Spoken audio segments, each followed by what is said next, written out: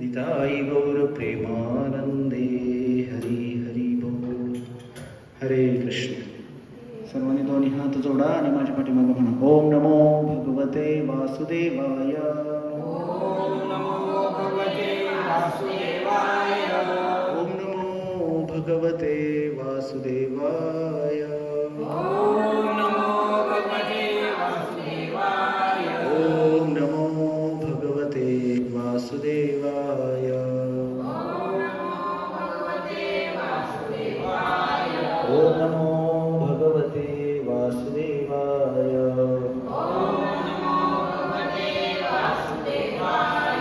ओम अज्ञानतिमिरन्धस्य ज्ञानाञ्जनशलाकया चक्षुरुन्मिलितं येन तस्मै श्रीगुरवे नमः.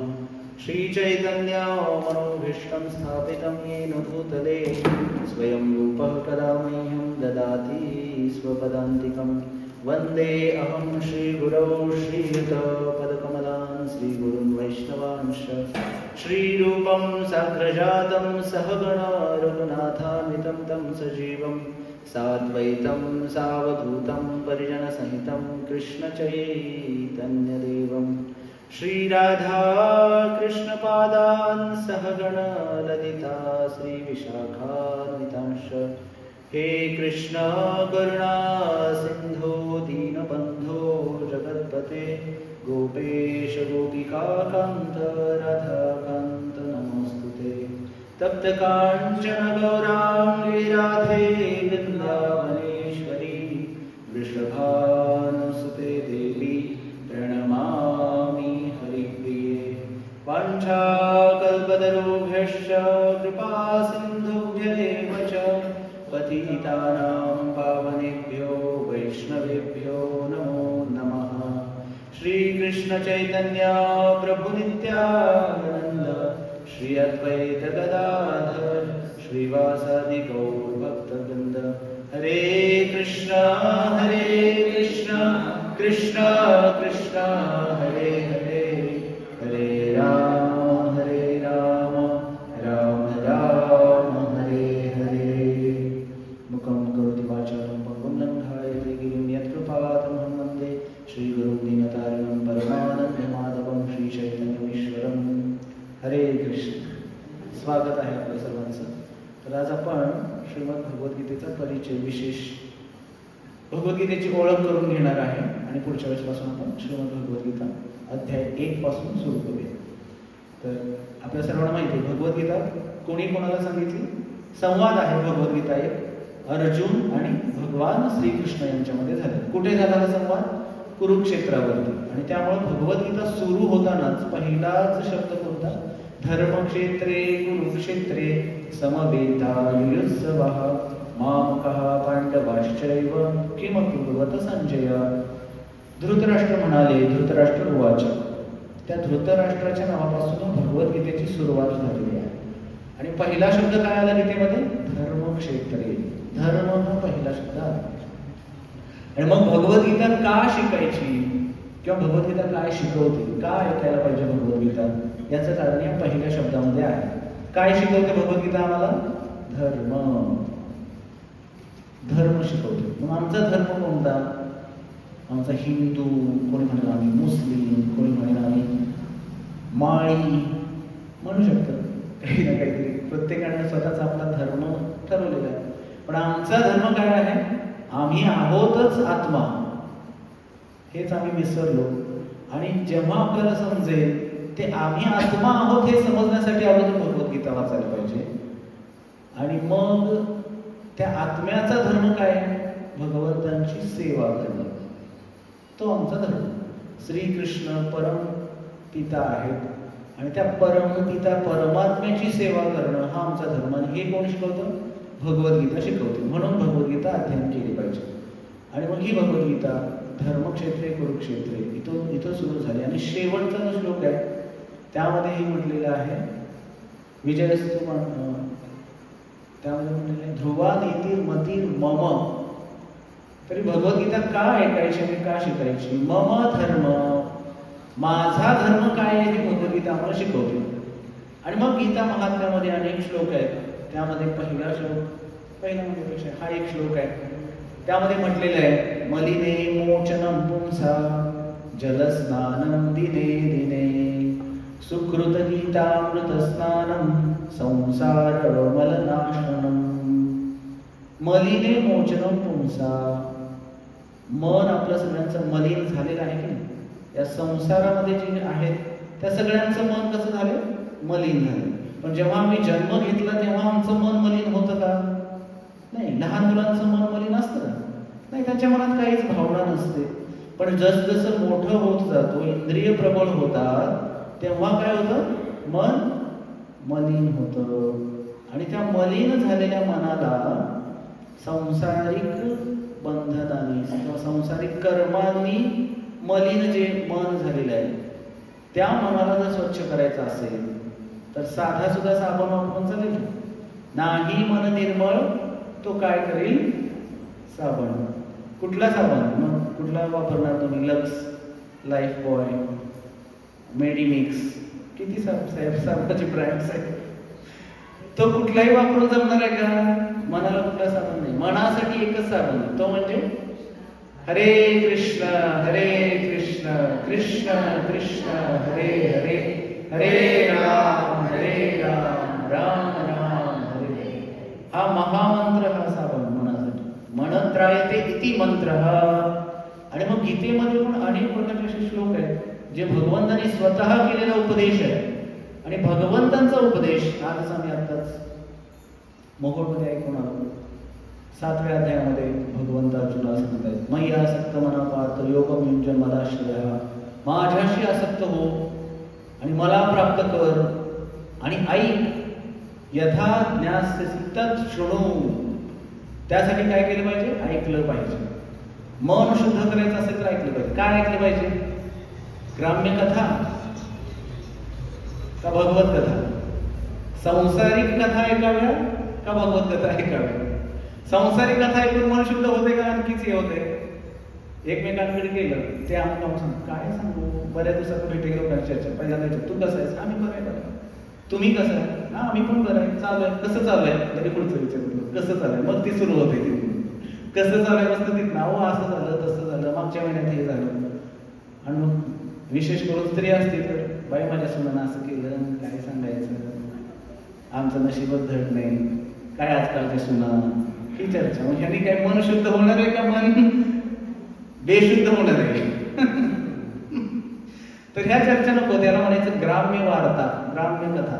एक असतं ग्राम्य कथा आणि दुसरं आहे भगवत कथा. तर भगवंताने सांगितलं की ह्या भगवत कथा ऐका. आणि भगवत कथा ऐकल्यानंतर काय होईल? त्यामुळं तुकाराम महाराज सुद्धा म्हणाले, गीता भागवत करीती श्रवण अखंड चिंतन विठोबाचे. ही गीता ऐकल्यानंतर विठ्ठलाचं चिंतन होईल आम्हाला. नाहीतर मग मंदिरात येणं किती जणांना जमते? रोज इथं विठ्ठल मंदिर आहेच की. किती जण रोज येऊ शकतो मंदिरात? नाही. हा, त्या झाडावर धूळ बसली की नाही. त्यासाठी ऐकावं लागेल. आणि त्याच्यासाठी हा सत्संग आपण आठवड्यातला एकदा आयोजित करत असतो. त्या संसारातून वेळ काढला पाहिजे. नाहीतर गडबड आहेच की. कर मर कर कर कर कर करायचं आणि मरायचं आहेच की शेवटी. म्हणतो नाहीतर गडबड, इतकी गडबड, जसं उंदीर कसं इकडून इकडून पळत असतो लगेच. ह्या वेळात त्या वेळात, त्या वेळात त्या वेळात त्या वेळात, तसं आमचं चालूच आहे.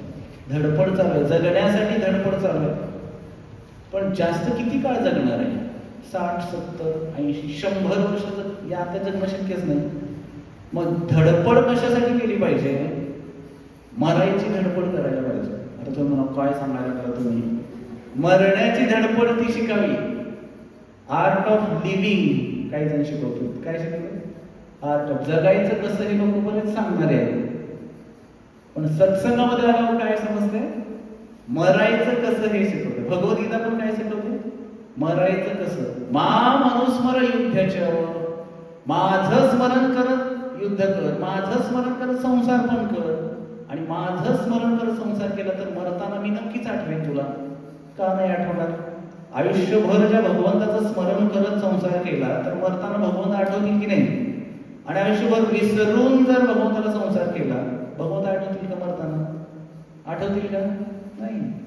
त्यामुळे स्मरण भगवंताचं करत संसार झाला पाहिजे. आणि त्याच्यासाठी ही भगवद्गीता, आणि त्याच्यासाठी मनाच्या शुद्धीकरणाची आवश्यकता, आणि त्याच्यासाठी श्रवण. मदिने मोचनम पुंसा, तिथं आपण होतो. जलस्नानम दिने दिने. मग या शरीराची शुद्धी करण्यासाठी आम्ही रोज काय करतो? स्नान करतो की नाही? पाण्याने. पाण्यानेच करतात ना, पाण्याने स्नान केलं जातं. शरीर शुद्ध करायचं असेल तर पाण्याने आंघोळ करतो आपण, साबण काय लावतो, घासतो काय, आणि विशेष दिवाळीची आंघोळ असेल तर उठणं लावलं जातं. का तर स्वच्छ निघत अंगाचा वास. नाहीतर हे शरीर कसं आहे, नाही अपवित्र या शरीराचे. एक दिवस आंघोळ नाही केली तर वास मारायला चालू होते, आणि मेल्यानंतर तर लगेच उचला, नाहीतर वास मारायला चालू होते. दोन तासाच्या आतच उचलते. किती पण लांबणं, किती मोठे पाहुणे येणार असेल, उचलावंच लागते, ते ठेवून चालत नाही. म्हणून हे शरीर, आणि या शरीरासाठी मग काय करत नाही आपण, तर त्या आत्म्यासाठी, त्या शरीरामध्ये जो आत्मा आहे त्याच्यासाठी भगवद्गीता ऐकली पाहिजे. आणि त्या भगवद्गीतेत जलस्नान दिने दिने सुकृत गीतामृत स्नानम. सुकृत गीतामृत स्नान म्हणजे गीतेच्या ज्ञानामध्ये स्नान करा. मनाला पवित्र करायचं असेल तर गीता वाचा. कधी? महिन्यात एकदा, वर्षात एकदा, का आयुष्यात एकदा? कमी गेल्यावर गरुड पुराण गीताचं 15-12 करा. नाही, रेग्युलर रोज वाचली पाहिजे. नित्यम भागवत सेवया. हे भागवत गीता रोज ऐकावी, रोज वाचावी, घरी असावी. नाहीतर आजकाल आमच्याकडे मोबाईल आलाय, मोबाईल तो मात्र सगळ्यांकडे असतो. रोज काय 5 मिनिटं त्याच्याकडे नाही बघितलं तर कसं होतं, कसं मोबाईल नसलं की. अहो तुमचा मोबाईल एखाद्याचं हरवलं नाही त्याला कसं होत आहे? मोबाईल जीव कासावीस. आणि मग आम्ही जेव्हा म्हणतो भगवद्गीता जसं पर्सनल मोबाईल, तसं भगवद्गीता पण पर्सनल असू द्यावं तुमची, असं म्हटलं की लोक म्हणतात नाही घरी आहे आमच्या. किती जणांनी? 5 जणांनी एक भगवद्गीता, आणि त्यात वाचते तर कोणत्या? नाही, आम्हाला याच्यामध्ये स्वारस्य नाही, आम्हाला याच्यामध्ये इच्छा नाही आमची या सगळ्या गोष्टी करण्याची, पण ह्या कराव्याच लागतील. या जन्ममृत्यूच्या जर चक्रातून सुटायचं असेल तर भगवद्गीतेशिवाय पर्याय नाही. म्हणून म्हणलेलं आहे मलिनी मोचन पुंसा जलस्नानम दिने दिने सुकृत गीतामृत स्नानम संसार मल नाशनम. या संसाराचा मळ जर काढून टाकायचा असेल तर गीता वाचलीच पाहिजे. आणि मग गीता वाचून काय होईल? काही जण माणसं आम्हालाही म्हणतात, तुमचं काय महाराज, भगवे कपडे घालून बसलं तुम्ही, आम्हाला संसार करायचंय, घरची कामं असतात, तुम्हाला तेवढंच काम आहे म्हणून तुम्ही म्हणू शकता असं नाही. भगवंतानी सगळ्यांसाठी सांगितलेलं आहे. तुम्ही कोणत्याही आश्रमामध्ये असा, गृहस्थ असा, ब्रह्मचारी असा, वानप्रस्थ असा, संन्यासी असा, सगळ्यांनी भजन करा म्हणून सांगितलं. आश्रम डझंट मॅटर, कुठल्या आश्रमात आहात हे नाही हे केलं जातं. पण बरेच जण म्हणतात की तुम्हाला तेवढंच काम म्हणून तेवढं सुचतंय. हो, मग या गीताच्या महात्म्यामध्ये एक कथा येते. जगन्नाथपुरीचे एक ब्राह्मण होते. पुरी माहिती आहे सगळ्यांना? जगन्नाथपुरी कुठे आहे? पंढरपूर माहिती आहे, तीच आमची जगन्नाथपुरी, तेच आमचं वृंदावन, तीच आमची काशी, आणि सगळे काही आमचं पंढरपूरच. चांगलीच गोष्ट आहे. सुखाचे जे सुख चंद्रभागे तटी म्हणलेले, सगळं सुख त्या पंढरीमध्येच. जगन्नाथपुरी आणि पंढरपूर काही वेगळं नाहीये. पण तरी सुद्धा या कलियुगामध्ये भगवंत जगन्नाथपुरीमध्ये विशेषतः जगन्नाथाच्या रूपामध्ये अवतीर्ण झालेले आहेत. त्या ठिकाणी एक ब्राह्मण राहत होते, आणि त्या ब्राह्मणाने ते रोज काय करायचे? गीता पाठ, गीतेचं वाचन रोज करायचे. आणि ब्राह्मण म्हटल्यानंतर दक्षिणेवरती घरकारभार चालणार, आणि घरात काही खायला नाही. बायको रागाने म्हणजे काय ती गीता वाचत बसलाय, रोजच ती गीता वाचत असताय, घरी खायला अन्नाचा कल नाही, जावा काहीतरी भिक्षा मागून आणा म्हणून. काय देव देणार आहे का? गीता वाचून काय देव आणून देणार आहे का तुम्हाला घरी काय? आणि भगवंताने सांगितलं योगक्षेम वहामी अहम. माझ्या भक्तांना ज्या गोष्टींची आवश्यकता आहे त्या सगळ्या गोष्टी मी देतो असं भगवंत म्हणाले. पण काही लोकांचा विश्वास नाही. लोकांना वाटतं आमच्या ताकदीच्या जोरावर आम्ही कमावलंय सगळं महाराज, काही सुद्धा नव्हतं. शून्यातून जग निर्माण केलं, एवढी मोठं संस्था उभारली, काही जण सांगतात एवढं मोठं घर बांधलं, गाडी घेतल्या, लाथ मारेल तिथं पाणी काढ. हा लात मारत तिथं पाणी काढतो. काय बोलत नाहीत लोक. सगळ्यांना वाटतं की आम्ही करतोय, पण नाही, करणारे भगवंत आहेत. सर्व कारण कारणम ईश्वर परम कृष्ण सच्चिदानंद विग्रह अनादिरादि गोविंद सर्व कारण कारणम. सर्व कारणाचे कारण भगवंत आहे, पण आम्ही स्वतःला समजतो. ईश्वरो अहम, अहम बलवान, अहम भोक्ता, आणि मग सुखी होण्याचा प्रयत्न करतोय. सुखी होण्यासाठी काय केलं पाहिजे? शांतीचं सूत्र गीतेमध्ये सांगितलं, अध्याय 5 श्लोक क्रमांक 29. काय मध्ये काय काय म्हणलेलं आहे त्याच्यामध्ये? शांती कधी प्राप्त होईल? तर भगवंतांचे दास आहोत आम्ही. कोणता श्लोक? 5:29 आठवण मला श्लोक. त्यामध्ये सांगितलेलं आहे भगवंतांनी त्या 5:29 मध्ये, भोक्तारम्य तपसा सर्व लोक महेश्वरम सुहृदम सर्वभूतानां ज्ञात्वा मां शांतिं पृच्छति. भोक्तारम्य तपसा, सगळ्या यज्ञाचे भोक्ता कोण आहेत? श्रीकृष्ण, पांडुरंग आहेत. आणि आम्ही कोण आहोत? भोगी कोण आहेत? भगवंत. आणि आम्ही उपभोगी, भोगले जाणारे आहोत. त्या भगवंताकडून भोगले. आणि हे ज्याला समजलं तो सुखी होणार. आणि त्याच्यासाठी भगवद्गीता ऐकावी लागेल. तर ते ब्राह्मण दररोज पाठ करायचे. त्या ब्राह्मणाचा विश्वास होता की देवाने सांगितले ना योगक्षेम वहाम्य म्हणून. बघा, लहान मूल जन्म घेतं तर तो सांभाळेल, त्याला विश्वास होता. पण त्याच्या पत्नीला विश्वास नव्हता. जसं लहान मूल जन्म घेतं, जन्म घेतल्या घेतल्या लगेच आईच्या स्तनामध्ये दूध येते की नाही? कोणामुळे येतं? कोण अरेंज केले तशी सिस्टीम? पोरग जन्म झाला की बरोबर त्यावेळेस माना फुटतो. गाईला असेल, माईला असेल, सगळ्यांनाच फुटतो. ज्या माता आहेत त्या सर्वांना. ही कोण अरेंजमेंट केली? लहान मुलासाठी भगवंताने अरेंजमेंट केली. आणि भगवंत सगळ्या गोष्टी अरेंज करतात. एका हत्तीसाठी एवढा चारा लागतो, कोण अरेंज केले? भगवंत करतायत. मग आमच्या पोटाला किती लागतं? 3 टाइमचं मिळून म्हणलं तरी 4-5 चपात्या लागत असतील, थोडा भात. त्याच्यासाठी एवढी मरमर आम्ही करावी. मग काय तर संसार आहे, संसार असाच असतो महाराज, तुम्हाला काय माहिती?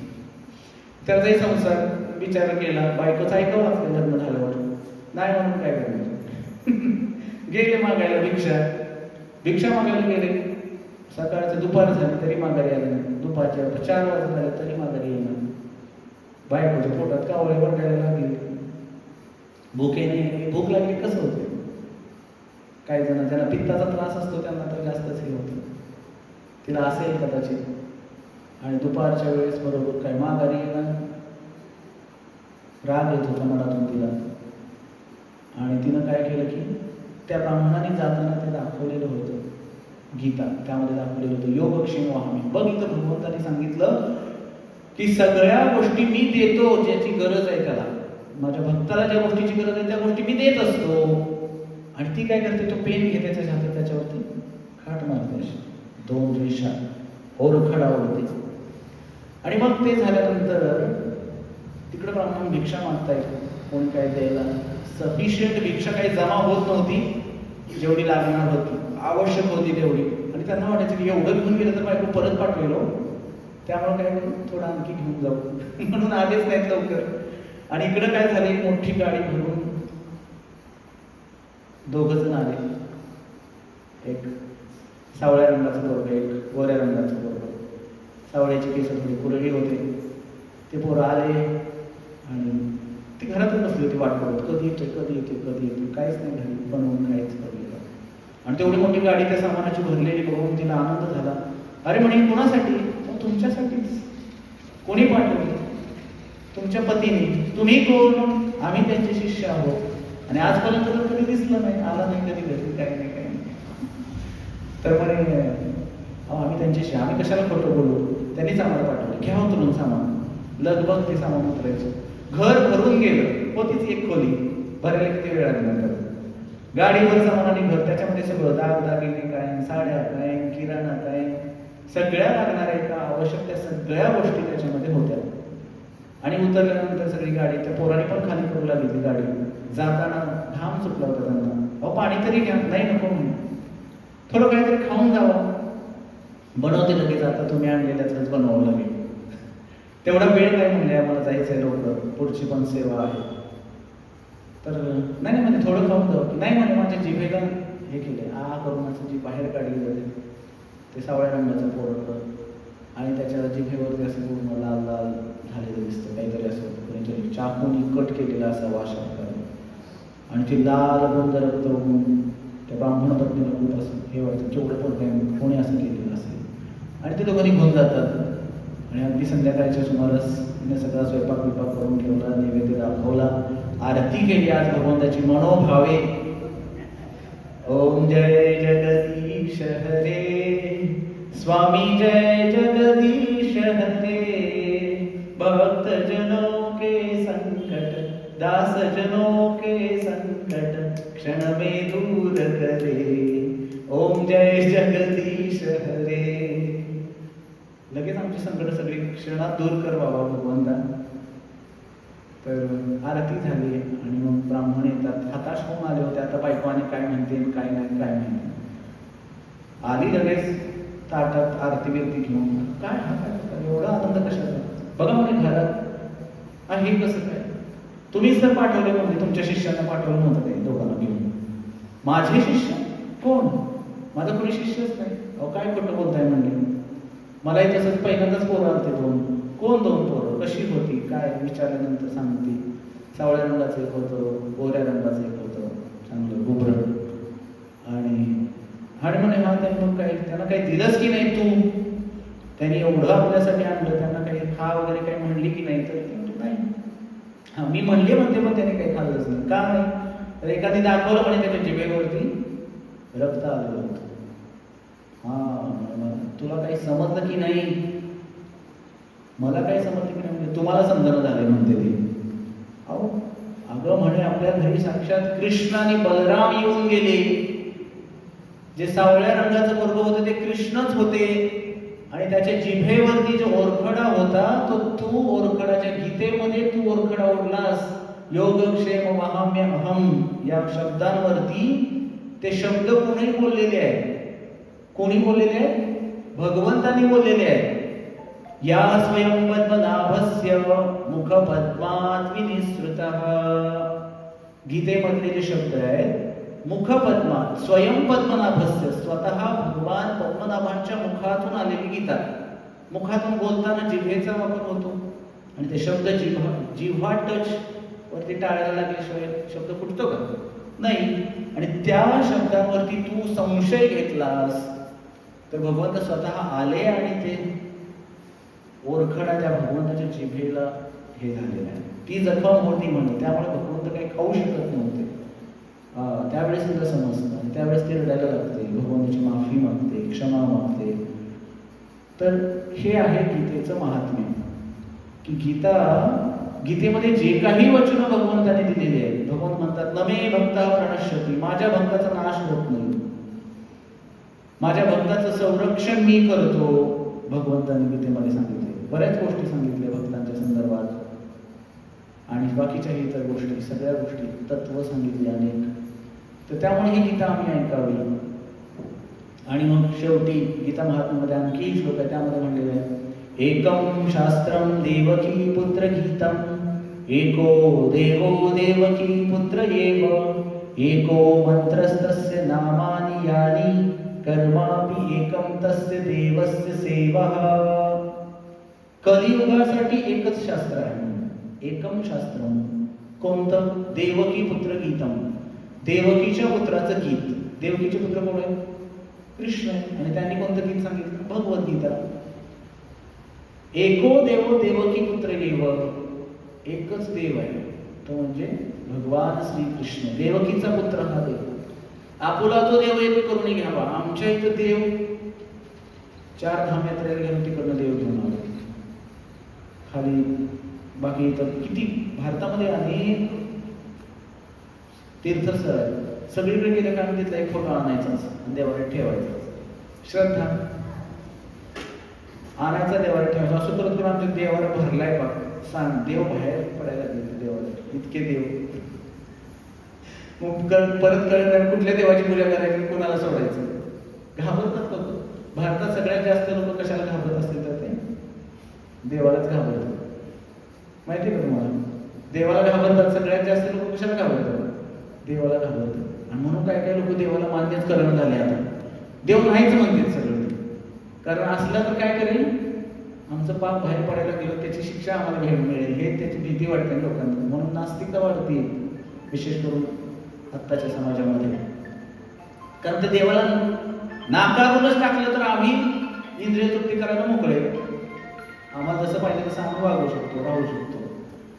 आणि मग भगवद्गीता समजून घ्यायची असेल तर श्रील प्रभुपाद सांगतात की पहिल्यांदा तुम्हाला समजून घ्यावं लागेल की कृष्ण हे पूर्ण पुरुषोत्तम भगवंत आहे. Krishna is the supreme personality of God head.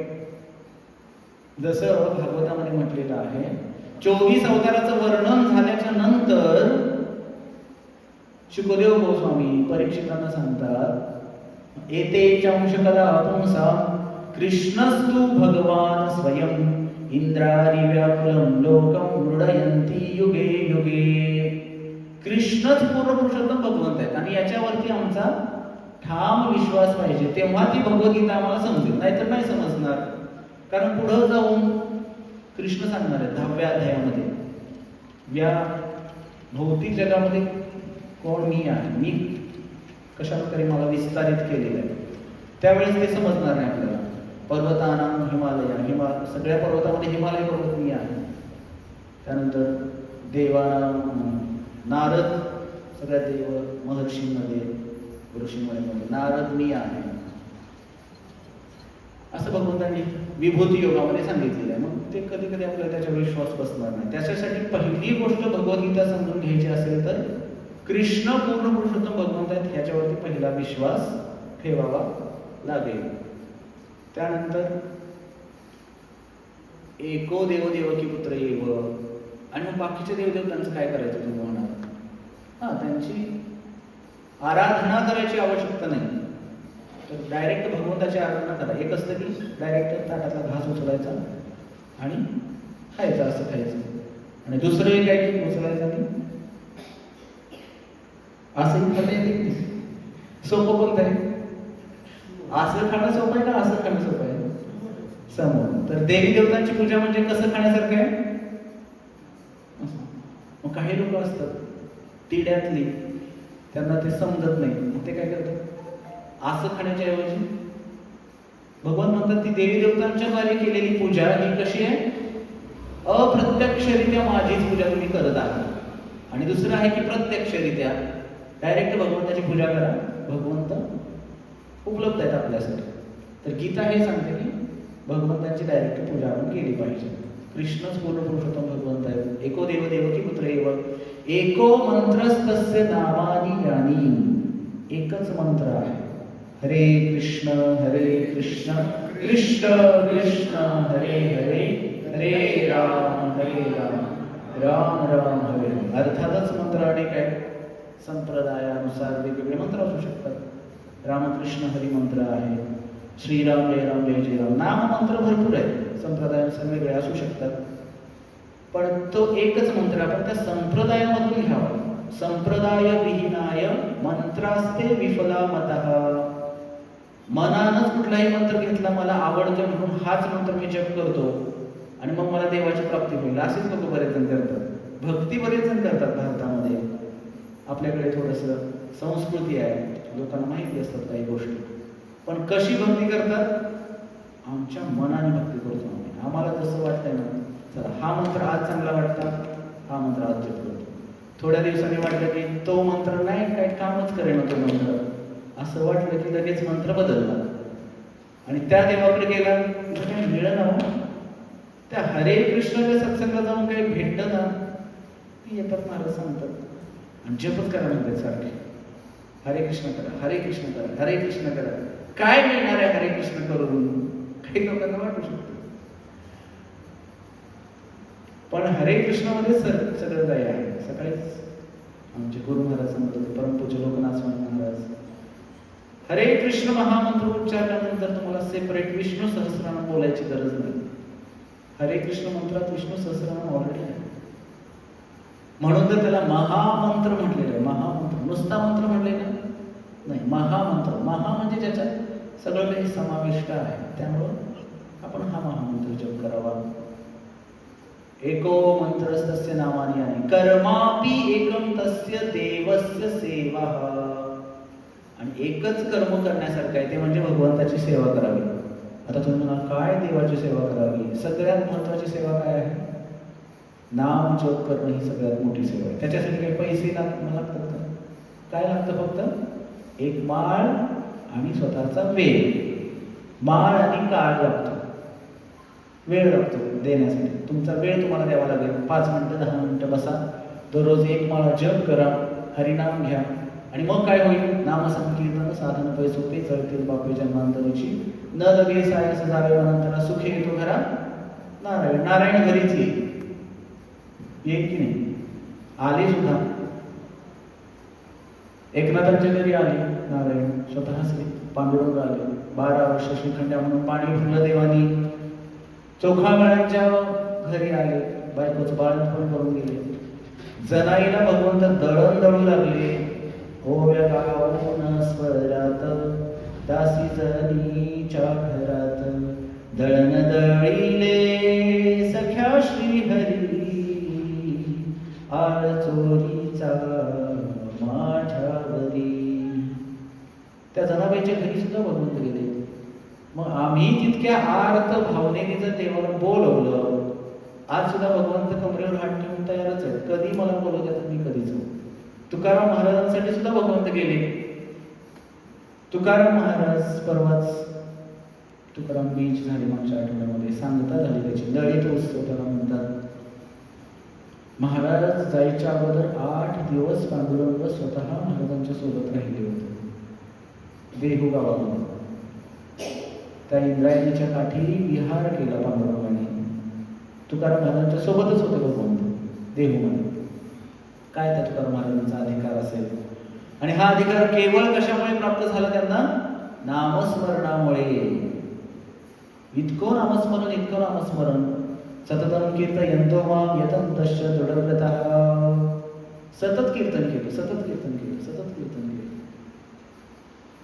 आणि भगवंत कुणाला प्राप्त होता? जो सतत नामामध्ये लागलेला आहे भगवंतांच्या, त्याला भगवंत सहजासहजी प्राप्त होऊ शकतो. कलियुगामध्ये मोठं काय करायची गरज नाही, जास्त कुठे तपस्या करायची गरज नाही. कुठं तुम्हाला नाही जाता आलं बाहेर, कुठं 4 धाम यात्रा नाही जाता आलं, जावं. जवळच असेल तर नक्की जावं. पण तेवढी कपॅसिटी नसेल, क्षमता नसेल आपली तिथपर्यंत पोहोचण्याची, तर आपण घरामध्ये बसून केवळ नामस्मरण करत राहा, भगवंत भेटणार आपल्याला. कारण शिव पार्वतीला म्हणतात, उमा कहूमय अनुभव अपना, सत हरी भजन जगत सब सपना. हे पार्वती, हा माझा अनुभव आहे. काय अनुभव आहे? सत हरी भजन. हरीचं भजन हेच सत्य आहे, बाकी सगळं स्वप्नवत आहे म्हणून. त्यामुळे हरिनामाचं भजन, भगवंताचं भजन केलं पाहिजे. आणि त्याच्यासाठी भगवद्गीता वाचली पाहिजे. कारण नाम हे सुद्धा एक तत्व आहे, आणि ते तत्व समजायचं असेल तर गीता गरजेची आहे. गीता वाचल्यानंतर ते नामतत्व आपल्याला समजेल.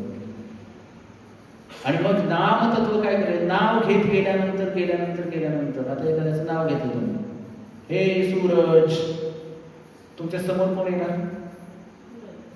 सूरज येणार ना, येणार की नाही? सूरज म्हणल्यावर कोण येणार समोर? त्या नावाचा व्यक्ती समोर येणार की नाही? तसं नाम जेव्हा आपण घेत राहू तेव्हा हरे कृष्ण म्हटलं की राधा कृष्ण डोळ्यासमोर येणार. जेव्हा भजन करू अनेक वर्ष, आयुष्यभर भजन केल्यानंतर 30-40 वर्ष नियमांचं पालन करून दृढतापूर्वक भजन केल्यानंतर भगवंत आपल्याला प्राप्त होतील. रूप दिसायला लागेल. नामानंतर रूप प्रकट होईल. नाम रूप गुण प्रकट होतील. मग ते भगवंत कसे आहेत? आणि त्या गुण प्रकट झाले की भगवंताच्या लीला दिसायला लागतील, की कृष्ण कसे वृंदावनामध्ये विहार करतात, गोपींच्या समवेत, ग्वालबालांच्या समवेत गोचारण कसं करतात भगवंत, आणि मग बासरी कशी वाजवतात मधुर, कसं त्या लोण्याची चोरी करतात, ह्या सगळ्या लीला स्फुरित होतील आपल्याला देहामध्ये. आणि मग नामरूप गुण लीला, आणि मग त्या लीलांचं स्मरण झाल्याच्या नंतर मग आपल्याला त्या भगवंतांकडे आमचं मन आकृष्ट होईल. काय म्हटलेलं, पाहिला पाहिला नंदाचा नंदन, आणि त्या नंदाच्या नंदनाला पाहिल्यानंतर काय होईल, ते निवेदिले मन, माझं मन त्याने आकर्षित करून घेतलं. त्या नंदाच्या नंदनाला बघितल्यानंतर आपण कधी बघू शकतो, त्याच्यासाठी नाम घ्यावं लागेल, भगवंताचं नाव घ्यावं लागेल, त्याच्यासाठी भगवद्गीता वाचावी लागेल. नाव का घ्यावं याच्यासाठी भगवद्गीता वाचावी लागेल, आणि मग आपण नामस्मरण करून भगवंतांना या कलियुगामध्ये विशेष प्राप्त करू शकतो.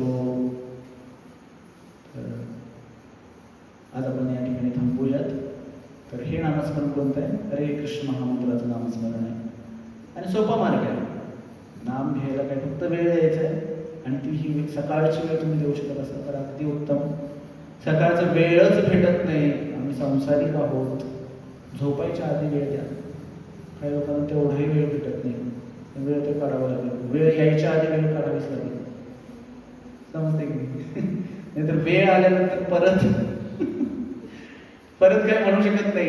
एकदा वेळ आली की परत काय करू शकतो आपण. त्यामुळे वेळ यायच्या आधी वेळ काढावी लागेल, आणि ती वेळ काढली तर वेळ येऊ देणार नाही भगवंताला, तशी वेळ येऊ देणार नाही. भगवंत सगळ्यांचं रक्षण करतात, विशेष करून भक्ताचं रक्षण करतात. तसं एखादी, म्हणून पांडुरंगाला आपण काय म्हणतो, माऊली. माऊली म्हणजे आमची माय, जगाची माय आहे, सगळ्या जगताची आई आहे तो पांडुरंग. तोच आहे, तोच बाप आहे. तुम्ही हो माता पिता तुम्ही, किंवा कृष्ण माझी माता, कृष्ण माझा पिता, बहीण बंधू चुलता, सगळं कृष्णच आहे आमचं. मग या जगातली नाती काय आहे, तात्पुरती आहे, सोबत येणार नाहीये. मेल्यानंतर कुठेपर्यंत, काही जण उमऱ्यापर्यंत, काही जण स्मशानभूमीपर्यंत, काही जण सरणापर्यंत येतात. पण सरणावर एकटंच, तिथं पण भगवंत असतात ना, तिथं पण भगवंत आत्म्यासोबत असतातच. कारण शेवटपर्यंत राहणारा एकटाच आहे, तो परमेश्वरच राहतो आपल्यासोबत. पण त्यालाच आम्ही विसरलो, आणि मग हे सगळे नसणारी नाती, हा माझा, तो माझा, तो माझा, तो माझा, सगळे माझे करून घेतले, काही उपयोग नाही होणार जोपर्यंत भगवंताला आपलंसं करून घेत नाही आपण तोपर्यंत. आणि त्याला आपलंसं केलं की मग ते पूर्णत्व प्राप्त होईल आपल्या संसाराला. नको नको नको माझं सार सोडून जाणार, देह मातीत मिळणार, सार सोडून जाणार, सगळं काही मातीच होऊन जाणार आहे.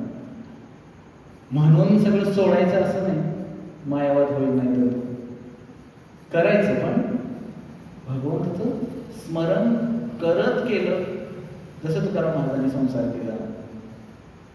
हा ती एक पद्धत आहे. दोन प्रकारचा संसार, दोन प्रकारचे भक्ती किंवा मार्ग आहेत, प्रवृत्ती मार्ग आणि निवृत्ती मार्ग. काही लोक निवृत्ती मार्ग स्वीकार करू शकतात, म्हणजे गुरुच्या आश्रमामध्ये जाऊन भक्ती करणं, आणि काही लोक प्रवृत्ती मार्ग, सांसारिक बंधनामध्ये अडकून किंवा गृहस्थ धर्माचं पालन करून भक्ती करतात. तर मार्ग कोणताही असो,